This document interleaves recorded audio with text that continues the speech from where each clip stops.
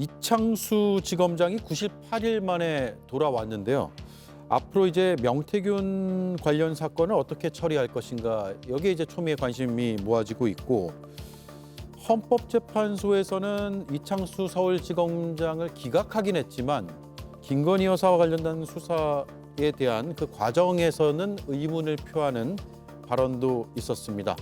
도이치모터스 사건의 수사 과정, 주범, 공범에 대한 형사재판에서 김건희 명의의 증권 계좌들이 주범들의 시세 조정 범행에 활용된 사실은 확인되었습니다. 따라서 김건희에게 공동 가공의 의사가 있었는지, 정범이 시세 조정 행위를 한다는 사실을 인식하였는지 여부를 확인하기 위해 김건희의 문자나 메신저 내용, PC 기록 등을 확보할 필요가 있었음에도 불구하고 피청구인이 위와 같은 증거를 수집하기 위해 적절히 수사를 지휘 감독하였는지 다소 의문이 있습니다.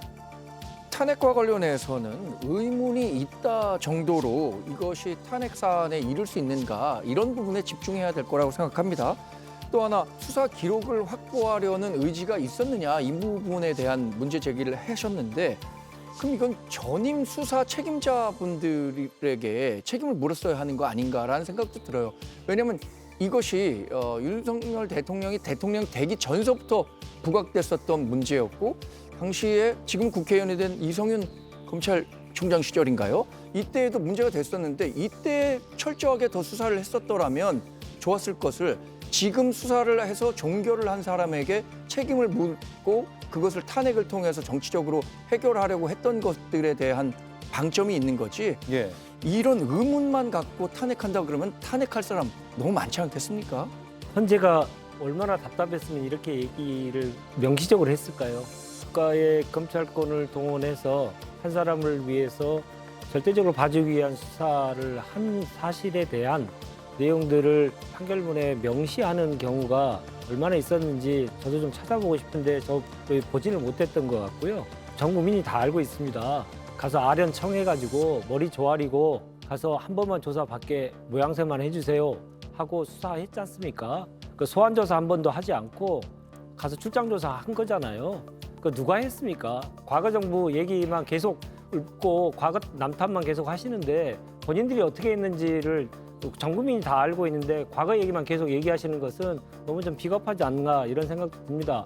특히나 이창수 지검장이 오늘 이제 출근하면서 본인이 결정문을 못 봤다 이렇게 얘기를 하던데 정말 비겁의 그 끝판왕이죠. 뭐 본인에 대한 탄핵 심판의 결과가 나왔는데 그 결과에 대해서 전혀 몰랐다는 식으로 듣지 못했다는 식으로 얘기하고 피해버리는 건데, 이렇게 얼마나 궁색하면 저렇게까지 됐겠습니까? 대한민국의 서울지검장이면 사실상 서열 두 번째라고 할 수 있는 건데요.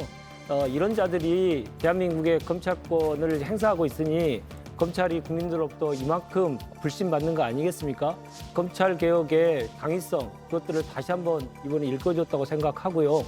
이 결과에 대해서, 이런 수사를 했던 그 결과에 대해서는 앞으로 두고두고 계속 책임질 일을 할 수밖에 없을 것이다. 기대해라. 이 말씀을 꼭 드리고 싶습니다. 비록 이창수 검사장에 대해서 탄핵은 기각됐습니다만 지금까지 보여준 권력의 핵심을 향한 수사에서 행한 행동, 그리고 사건에 임하는 태도 등에 볼 때 더군다나 지금 서울중앙지검에서 이루어지고 있는 명태균 관련 사건은 길 건너에 바로 있는 대검의 심우정 총장하고 사실은 자세한 내용까지 상의해 가면서 사전 사후 보고를 해 가면서 이루어질 수밖에 없는 수사인데, 심우정, 이창수 이 커플이 행하는 수사는 아마 국민들이 정말 우리 속담에 콩으로 메주를 쓴다고 해도 못 믿는다는 속담이 있는데, 어떠한 수사 결과를 내놓더라도 국민적 신뢰를 받기는 어렵지 않나라는 생각이 듭니다.